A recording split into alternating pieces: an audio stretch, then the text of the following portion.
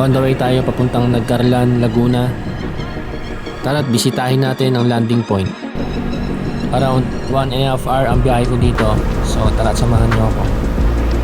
Sa mga naghahanap na mapapasyalan ngayong summer na medyo adventure at may hiking ang gustong puntahan, ay isa to sa marirecommend ko na mapuntahan ninyo. Camping site to guys. Maganda dito mag view ng sunset at sunrise. So dito nga ay touchdown na tayo sa landing point. Tara, tignan natin ang area. Ang lugar na ito ay pinupuntahan para sa sunrise watching, picnics and car camping. Kanya-kanya na lang ng dala ng tent dahil pwede naman dito magtayo at marami naman din mabibilhan dito ng pagkain kung sakali. Libre lamang itong mapuntahan basta't panatilihin lamang nating malinis ang ating pupwestuhan bago umalis. Hay nga pala sa batang to, kulit. Tara guys, at tignan natin ang aerial view dito sa landing point ng Nagcarlan.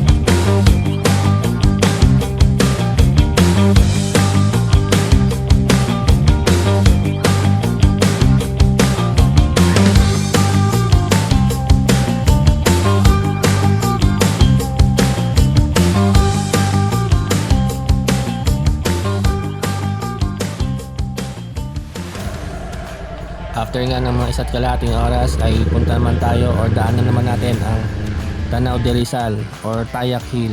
Dito lang din sa bandang to, pero sakop na siya ng Rizal, Laguna.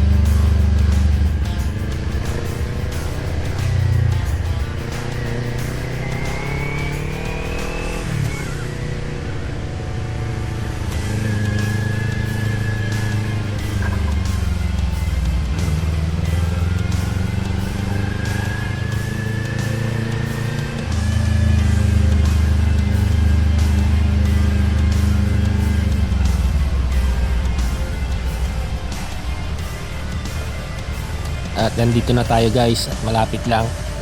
So meron nga pala dito ang environmental charge na 40 pesos.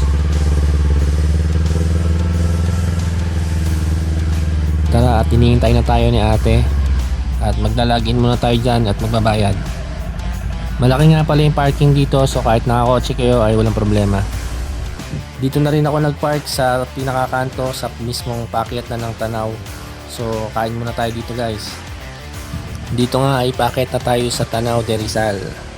So sa taas ang Noah's Ark, yung may malaking cruise. At meron itong 930 steps. So good luck sa atin at nakakapagod yan, pero okay lang. So tara, pasok tayo guys. Ito nga pala yung pinakahagdan niya. May tigre at bear na malaki. Tayak Hills. So Tanaw de Rizal or Tayak Hill, okay, pareho lang yan.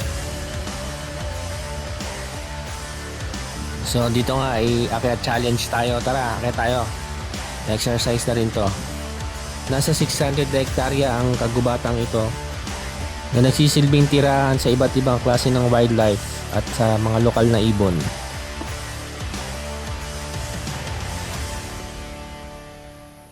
After nga ng 930 steps ay nandito na tayo. Tara, pasok tayo.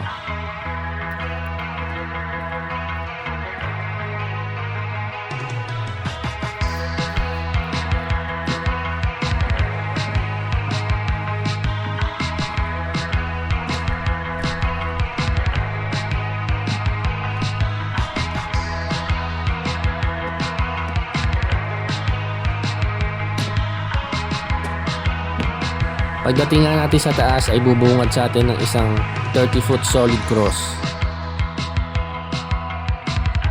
Puntahan nga rin pala to tuwing Holy Week ng mga Katoliko. May enjoy natin dito ang panoramic views ng Laguna de Bay at San Pablo City's lakes. Popular spot din to para sa mga hikers at bikers. Makikita sa likod ng malaking krus na ito ay ang Mount San Cristobal o ang Devil's Mountain. Tara at ating silipin ang kapaligiran dito.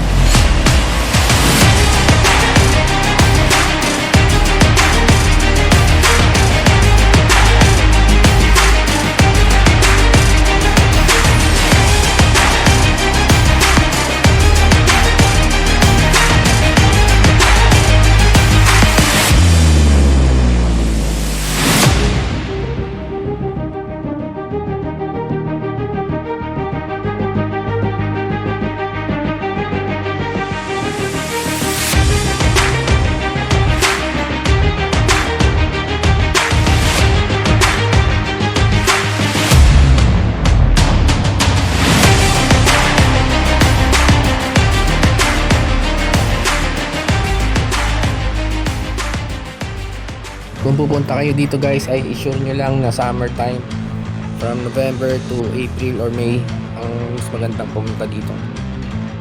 Hanggang dito po muna ang ating video at kita ulit tayo sa next adventure. Salamat po sa mga nanood.